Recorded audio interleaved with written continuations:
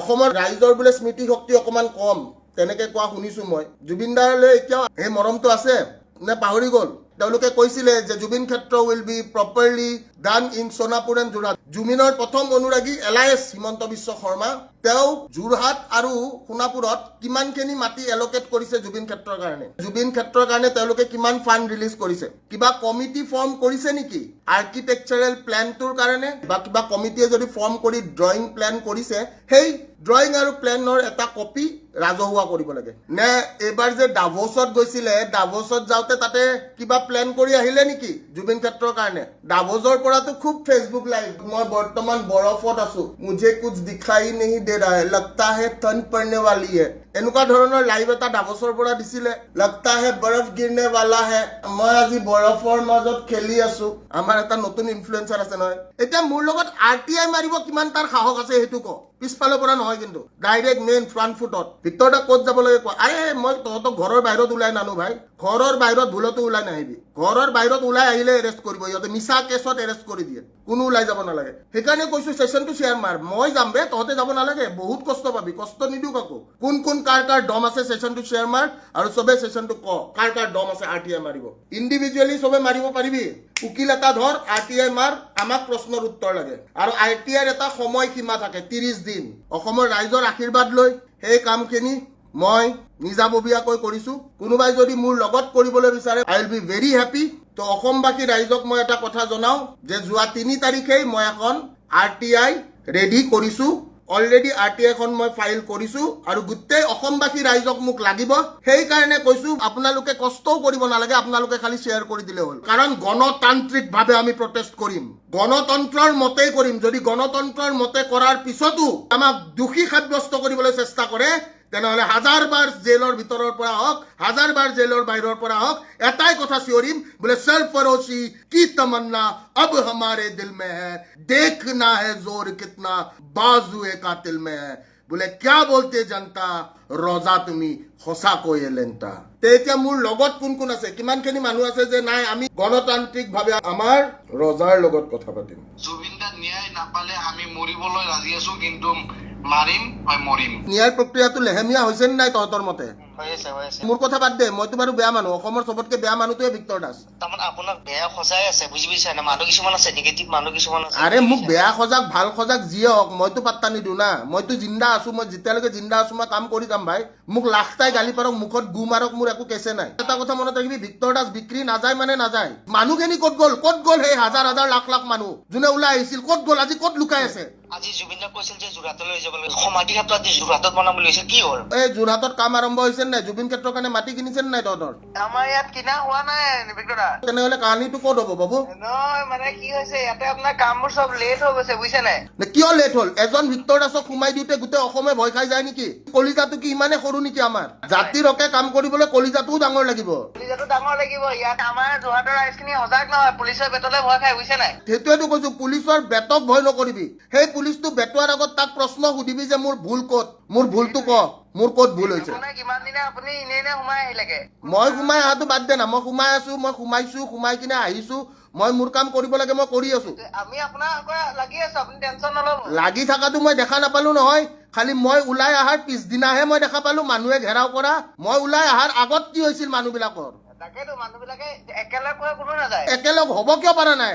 হিন্দু মুছলমান নেকি আমি? জুবিন দাই কৈছিল নেকি আমাৰতো জাতি নাই, আমাৰ ধৰ্মই নাই? তে মানুহ কয় এতিয়া ক'ত শুই আছে মানুহবোৰ? কিয় প্ৰশ্ন সুধিব পৰা নাই চৰকাৰক? কি হৈ আছে তাৰমানে? অতদিন যে 5 মাহ মই ভিতৰত সোমাই থাকিলো, তহঁতে কৰিলি কি? নে এইবাৰ বহিৰাগতই আহি কিনে আমাৰ জুবিন ক্ষেত্ৰ বনাব? নহয়, চিন্তনীয় বিষয়বিলাক কেতিয়া তহঁতে কবি? কাক সুধিবি? আজিৰ ডেটত এটা ভাল প্ৰপাৰ টক শ্ব' নাই। অকল ইলেকশ্যনৰ কথা চলি আছে, বাদ দে না ইলেকশ্যন। ইলেকশ্যনৰ কাৰণে কি লৰা দৌৰা দৌৰি মাৰি আছ? ইলেকশ্যন বাদ দে, ফাৰ্ষ্ট ন্যায় তাৰে পিছত ইলেকশ্যন। আৰু চা, আমাৰ মানুহবিলাক কেনেকুৱা এটা স্বাৰ্থপৰ। মই কৈছো যে পাৰে যদি আপোনালোকে লাইভটো শ্বেয়াৰ কৰক। মানুহটো লাইভটো শ্বেয়াৰ কৰিব ভয় খাই ভাই, এনেকুৱা অৱস্থা মানুহৰ। তাহোন ভয় খাই আছে যে কিবা কলিয়ে জেলত সোমাই থব আৰে কিবা মই কৈ আছো ন, মই কম তহঁতৰ কাৰণে, মানুহকেইটাতো এটলিষ্ট লগত থাক। জুবিনদাৰ কাৰণে এইখিনিও নোৱাৰে, জুবিনদাই আমাৰ কাৰণে এইখিনি কৰি থৈ গৈছে। জুবিন গাৰ্গে যিটো কৰি থৈ গ'ল, গোটেই জাতিটোক একত্ৰিত কৰি থৈ গুচি গ'ল। মানুহটো মৰাৰ পিছদিনাই দেখোন তহঁতৰ গোটেই দীঘলী পুখুৰীৰ গছ কাটি পেলালে বে। দাদা সেইটোৱেতো হা, গোটেই গছ কাটি পেলালে দেখোন। মানুহটোৰ চিতাটো জ্বলাৰ পিছতে দীঘলী পুখুৰীৰ গছ কাটি পেলালে, কোনো এটাই মাত নামাতিলে, মুখ সোমাই দিলে ভিতৰত, কোনো এটা মাত নামাতিলে। এয়া নেকি আমাৰ অৱস্থা? এই আমাৰ অৱস্থা মানে ৰজাৰ তলত চলি আছো। আমাৰ ইয়াতে গণতন্ত্ৰ চলি আছে নে ৰাজতন্ত্ৰ চলি আছে? আমাক এইটোৱে লাগে আমাক। চব জনতাৰ মতে হ'ব লাগিব। চবে ভয় খাই ঘৰত লুকাই আছে, ভয় খাই ঘৰত লুকাই থাকি কিডাল হ'ব বে? সেইটোৱেতো লাগে আমাক। জুবিন গাৰ্গে অসমখনক গোটেই পৃথিৱীক চিনাকি কৰাই থৈ গ'ল। সেই জুবিন ক্ষেত্ৰত ফৰেনৰ আহি মানুহখিনিয়ে কৈছে হুৱেৰ ইজ জুবিন গাৰ্গ। যেতিয়া দেখাই দিছে পাৰৰ গু হাগি থকা চিতাটো, this is the way you treat your musician, এনেকুৱা ধৰণৰ প্ৰশ্ন আমি শুনিবলৈ পাইছো। যোৰহাটত জুবিন ক্ষেত্ৰৰ অৱস্থা কি? চব ৰাজনীতি হৈ গৈছে, চব ৰাজনীতি, চব মিছা কথা নেকি? চব মিছা কথা। চব যদি মিছা কথা তেনেহলে ইলেকশ্যনত আমি হিচাপ ল'ব লাগিব ভাই, খেলা হবে। আমি জুবিনদাৰ লগত আমি এবাৰ ভোট নিদিওঁৱে, ইলেকশ্যনত মই ভোট এটা কথাই মই কৈছো, যদি জুবিন দাই ন্যায় নাপায়, ন্যায় মানে কি, যদি ইহঁতকেইটাই ভালকে শাস্তি নাপায়, মই কিন্তু ইলেকশ্যনত ভোট দিব নাযাওঁ। বাকী ৰাইজৰ কথা মই নাজানো। ময়ো নাজানো, সেইটো মই ভাবি ললো। ইয়াৰ গোটেই ৰাজনীতি হৈ গৈছে যোৰহাটত, যোৰহাটত পুৰা টোটেল ৰাজনীতি। ৰাজনীতি পুৰা। যোৰহাটবাসী ৰাইজটো বহুত দম থকা ৰাইজ হয় বাপৰে। মইতো জানো, মই যোৰহাটত গৈছো। যোৰহাটৰ মানুহ কলিজা ডাঙৰ। সেই মানুহখিনিয়ে কিয় মানে এতিয়াও সোধা নাই যে ক'ত বনাব জুবিন ক্ষেত্ৰ যোৰহাটত? কিয় সোধা নাই মানুহখিনিয়ে প্ৰশ্নটো?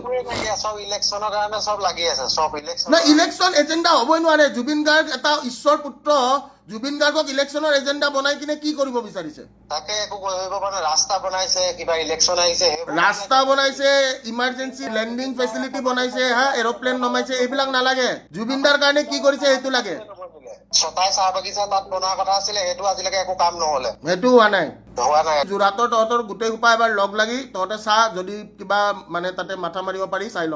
আমি যোৰহাটৰ পৰা আছো দাদা আপোনাৰ লগত। থেংক ইউ ছ' মাছ। জুবিনদাই ন্যায় পাব নে নাপায় আচলতে? জুবিনদাৰ ন্যায় পাবৰ কাৰণে মানুহে লাগিব লাগিব। এজন মানুহে মই কি কৰিম কওকচোন দাদা? মই নহয় মই অকলে কি কৰিম, মোক এইটো কথা আপোনালোকে কওক। মই অকলে কিবা কৰিব গ'লেই মোক ভিতৰত ভৰাই দিয়ে, তাৰে পিছত গোটেই অসমখন মনে মনে থাকে। এনেকে কেনেকে হ'ব কওকচোন? আপুনি যেনেকে লাগিছে তেনেকে যদি আৰু কেইজনমান ওলালে হয়। মই এইখিনিয়ে কৈ আছো, মানুহখিনি লাগিব। প্ৰত্যেকজন অসমীয়াৰ বুকুত জুবিন গাৰ্গ সোমাই আছে, এই কথাটো বুজি পোৱা উচিত। আৰু এটা কথা মই অসমবাসী ৰাইজক সুধিব বিচাৰিছো, অসমবাসী ৰাইজে দেখিছে ভিক্তৰ দাসে জেল খাটি আহিছে 5 মাহ, বেমতলব 5 মাহ জেল খাটি অহাৰ পিছত আপোনালোকে দেখা পাইছে নাই? যিটো মই কৈছিলো যে জুবিন দাই ন্যায় পাবই লাগিব, মই কি এৰি দিছো নেকি? জেল খাটিছো মই, কষ্ট পাইছো মই, অশান্তি পাইছো মই, কান্দিছো মই, কিন্তু মই কি ভাগৰি পৰিছো নেকি? মইতো ভাগৰি পৰা নাই। তে মানুহখিনি এই কথাখিনি কিয় বুজি নাপায়? আপোনালোকে যদি লগে নিদিয়ে, আপোনালোকে যদি লগত নাথাকে, কেনেকৈ সম্ভৱ হ'ব? আৰে ভাই, ঘৰত বহি এটা শ্বেয়াৰো যদি কৰিব চিন্তা কৰ যে মই ভিক্তৰ দাসৰ লাইভটো শ্বেয়াৰ কৰিলে মোৰ চাকৰিটোত কিবা টানা টানি হ'ব, ভাই এনেকুৱা কলিজালৈ জীয়াই থাকিয়ে লাভ নাই বে। দেখিছে এতিয়া আচল কংস গোটেই অসমতে ঘূৰি আছে কাৰোবাক। মেইন কথাটো সেইটোৱে যে আচল কংস ঘূৰি আছে, ইনফ্লুৱেঞ্চাৰ হৈ ঘূৰি আছে, কিন্তু কংসক বধিবলৈ কোনো নাই। কিন্তু মানুহখিনিয়ে ভিক্তৰ দাসৰ লাইভটো শ্বেয়াৰ কৰিব চিন্তা কৰে কিয়? সি ক'ৰবাত গভমেণ্ট চাকৰি কৰি থাকে, কিজানি কয় বোলে ভিক্তৰ দাসৰ তই কিয় শ্বেয়াৰ কৰিছ? সিও কিজানি ক'ৰবাত নহয় ক'ৰবাত সেই বিক্ৰী গৈছে, ক'ৰবাত নহয় ক'ৰবাত এই বস্তুটো মই দেখিছো যে মই নোহোৱা হৈ গৈছো, তাৰে পিছত কিন্তু জুবিনদাৰ কেছটো পুৰা তল পেলাই দিছে। তাকে এতিয়া যেনেকে অসমত আপোনাৰ বাহিৰে আৰু মাত দিয়া মানুহ মই আজিলৈকে দেখাই নাই। তে মই বস্তুটো বুজি নাপাওঁ কিয় আমি কিয় কৰিব পৰা নাই? কিন্তু চবে আপোনাক হয়তো ফোন কৰিব বা এনেকে ফেচবুকত পোষ্ট দিলে নহ'ব নহয়। এনেকে নহ'ব নহয়, মানুহখিনি বুজি পোৱাটো উচিত। জুবিনক লৈ পলিটিকেল কৰিলে নহব আমাৰ চৰকাৰে। এই জুবিন দাক লৈ পলিটিক্স কৰি লাভ নাই, মই চিধা কথা কৈছো। জুবিন দাক লৈ পলিটিক্স কৰাটো বিৰাট ভুল হ'ব ইহঁতৰ। মই এইখিনিয়ে কৈ থৈ দিলো, ডাঙৰ ভুল হ'ব, অকল ভুল নহয়, বিৰাট ডাঙৰ ভুল হ'ব। বাছ লগত থাক, তহঁতে লিগেলি কাম কৰি যাম আমি। একদম আছো আপোনাৰ লগত, মোৰ লগত বহুত মানুহ আছে এতিয়াও। ঠিক আছে, চবকে একবাৰ চিঞৰি দিব দে, জয় জুবিন দা। তিনিজন হাৰামি থাকোতে ন, হয়। জুবিনদাৰ কাৰণে ন্যায় পোৱাটো অলপ দিগদাৰ আছে। কওকচোন কওক, কোন কোন দাদা? বৰ্তমান তিনিজন হাৰামি আছে ন, কোন তিনিজন যি হাৰামি? কৰিব লাগে আমিয়ে কৰিব লাগিব, বুজিছেন নে নাই? আৰে ৰজাই প্ৰজা, প্ৰজাই ৰজা, কোনদিনা ৰজা যায় প্ৰজা হয় তাৰে ঠিক নাই। সেইটো আশা কৰি থাকি লাভ নাই, যেতিয়ালৈকে ওলাব ন তেতিয়া দেখুৱাই দিম খেলটো। ঠিক আছে, চাই লম। ন্যায় পাবনে নাই? নাই, ন্যায় নাপালেও দিয়াব লাগিব। ন্যায় নাপালেও দিয়াব লাগিব, তহঁত চবে ভালকে কাম কৰিব লাগিব ন। মই বেলেগ একো কোৱাই নাই, মই কৈ আছো মোৰ লগত থাক, অনলাইন থাক, ছচিয়েলি কানেক্টেড হৈ থাক, ঘৰৰ ভিতৰত থাক, তাতকে বেলেগ আৰু কি চিকিউৰিটি কম ভাই? সেইখিনি কামো যদি কৰিব নোৱাৰে তাৰপিছত আৰু ক'বলগীয়া একো উপায় নাই মোৰ। নাই আমি সকলো আছো। যদি শ্বেয়াৰ কৰিব মানুহ ভয় কৰে বোলে মোৰ চাকৰিটো যাব, তেনেহ'লে বাদ দে এনেকুৱা সৰু কলিতা লৈ কিনে সংগ্ৰাম কাম কৰিব ঘণ্টাও ভয় নকৰে আমিবিলাকে যে ঘণ্টা ভয় নকৰে যদি দেখাব লাগিব ন ভয় নাই যে দেখাব লাগিব মই কাকো ভয় নকৰো সত্যত থাকিলে কিয় ভয় কৰিব লাগিব সত্যত থাকিলে কেতিয়াও ভয় কৰিব লগা নাই আৰু নাই আমি আছো আপোনাৰ লগত জমিনদাৰ ন্যায় পাবই লাগিব পাবই লাগিব 100%। অসমত মানে কি জানেনে বিশ্বদা অসমত মানে গাছৰ ওপৰত থৈ দিব নিজে খাই দিব এনেকুৱা অসমত এনেকুৱা যেনে লাগিলে মোক গছৰ ওপৰত উঠাই দি গুৰিটো কাটি দিলে তুমি এটা ভাল দল এটা সংগঠন কৰা মই দল সংগঠন নকৰো বে মই দল সংগঠন কৰিবলৈ নাই মই অকলে মই সদায় এটা কথা কওঁ নহয় বোলে ঝুণ্ড মে তো সুৱাৰ আতা হে শ্বেৰ অকেলা আতা হে মই অকলে ঠিক আছো ভাই এতিয়াও কি কৰিবা এইবিলাক মন্ত্ৰী বিলাক যে চব একেলগে আৰে মন্ত্ৰী MLA চব পাপৰ হে মাত্ৰ গম পাইছ নাই এইটো ইমান টেনচন নলবি মন্ত্ৰী MLA কথা মাথা মাৰি থাকি লাভ নাই মন্ত্ৰী MLA কথা বাদ দে না আজিকালি মন্ত্ৰী MLA নহয় যেন ইনফ্লুৱেঞ্চাৰ হে ৰিল কাটি কাটি ৰিল বনাই থাকে আবে মন্ত্ৰী এটা CM এটাই যদি ৰিল বনাই হাঁহি উঠা কথা হয়নে নহয় হা ইনফ্লুৱেঞ্চাৰ নেকি বে অকমান কেটেগৰীটো নিজৰ মেইনটেইন কৰিব লাগে বে নিজৰ কেটেগৰী এটা মেইনটেইন কৰাটো উচিত কৰ কি কিবা গুলি মাৰা ভিডিঅ' ওলাইছে দেখোন কাবাক গুলি মাৰি আছে কিবা কৰি আছে CM এটাই এইবিলাক ভিডিঅ' ওলাই ইনফ্লুৱেঞ্চাৰৰ দৰে সেই লাজে লাগছে মোৰ মানে CMৰ ভিডিঅ' ইনফ্লুৱেঞ্চাৰ বোলে CM চৰকাৰৰ ওপৰত কথাটো কৈছো যেতিয়ালৈকে বিজেপি চৰকাৰ থাকিব জুবিনদাৰ ন্যায় পোৱাটো অকমান মানে 80-90 এনেকুৱা টাইপত হৈ আছে মানে জুবিনদাৰ ন্যায় পোৱাটো মানে অসম্ভৱ নিচিনা মানে এইবাৰো যদি বিজেপি চৰকাৰ আহে জুবিনদাৰ ন্যায় পোৱাটো মানে একদম কিতাপখন মানে জপাই দিব নিচিনা এতিয়া কিমান অৱহেলা এতিয়া চব জুবিনদাৰ লগত লাগিব লাগে নে নাই ইলেকশ্যনতে চব বিজি হয় নাই আপুনি নিজে দেখিছে চাগে ওলাই আহি কিনে এতিয়া মই ওলাই আহি সেইটোৱে দেখিছো চব ইলেকশ্যন এজেণ্ডা তাতে আকৌ দেখাবৰ কাৰণে জুবিন ক্ষেত্ৰত সেৱা কৰি যায় বে কি মক্কেল বে বিজেপি চৰকাৰে নিজে কৈছিলে জুবিনদাক ন্যায় দিব নোৱাৰিলে ভোট নিদিব বিজেপিৰ মেইন লিডাৰ মেইন মানুহটোৱে মেইন গুৰিৰে প্ৰধানমন্ত্ৰী 3-4 আহিলে অমিত শ্বাহ 3-4 আহিলে দেখিছে কেনে গ'ল নে বাৰু এই জুবিন ক্ষেত্ৰলৈ এবাৰ হলো একবাৰো যোৱা নাই এইবাৰ যদি বিজেপি চৰকাৰ আহে জুবিন ক্ষেত্ৰতো এতিয়া যেনেকুৱা আছে এনেকুৱাও যেন থাকিব এইটো মোৰ মানে বৰষুণ আহিব দে বৰষুণ আহিলে গম পাবি গোটেই অৱস্থা বেয়া হৈ যাব এতিয়া আপুনি চাওক দে জুবিনদাৰ এই সমাধি ক্ষেত্ৰৰ আগত জুবিনদাৰ ডাঙৰ বেনাৰ এখন আছিল ডাঙৰ ফটো এখন আছিল সেই বেনাৰখনত আকৌ হিমন্ত বিশ্ব শৰ্মাৰ ফটো লগাই থৈ দিছে বে কি জমনি বে তেনেকুৱা নিৰ্লজ্জকৰ এইটো বিষয় কেনেকুৱা নিৰ্লজ্জকৰ এইটো ৰাজনীতি চলিছে আপুনি মানে নিৰ্লজ্জকৰ ৰাজনীতিয়ে আমাৰ ইয়াতে নিৰ্লজ্জকৰ ৰাজনীতিয়ে যেনেকে মানে গণতন্ত্ৰৰ চৰকাৰ চলা নাযায় এইটো গণতন্ত্ৰ নে ৰাজতন্ত্ৰ এইটো এটা ডাঙৰ প্ৰশ্ন কাৰণ চা মোক মিছামিছি সোমাই থৈ দিছে বুলি চবে গম পায় তাৰ পিছতো দেখোন একো কথা নকলে কোনেও দেখোন মাত নামাতিলে কিয় আমাৰ অসমত ইমানটা লাখ লাখ ছাবস্ক্ৰাইবাৰ থকা ইউটিউবাৰো আছে এদিন মিটিং কৰিলে আপুনি দেখিলে এইবিলাক চা বিক্ৰী গৈছে বে এইবিলাক চব বিক্ৰী যোৱা পোৱালি বুজি পাইছ নাই এইবিলাক চব বিক্ৰী যোৱা ইনফ্লুৱেঞ্চাৰ বুলি নকওঁ মই সিহঁতে যদি অকল নিজৰ বস্তুৱে অকল পইচা পালে যদি কাম কৰে সেইবিলাক অলপ ইনফ্লুৱেঞ্চাৰ বুলি কোৱা নহয় এইবিলাক দালাল বুলি কোৱা হয় মই দালাল বুলি মাতো আৰু অসমত যিমানটা ইনফ্লুৱেঞ্চাৰ আছে সিহঁতক খালি একবাৰ মোৰ ওচৰত ভালকে আহিব দিবি অকলে সিহঁতেও ক'ব বোলে ডেডি বুলিয়ে মাতে মোক ইনফ্লুৱেঞ্চাৰ খিনিয়ে আপুনি এতিয়া জুবিনদাৰ হকে মান মাতিছে এতিয়া বেলেগে মান মাতিব পৰা এটাও নাই বেলেগে কেলে মান মতা নাই সেইটোৱে বাকী কি হ'ব এতিয়া আমাৰ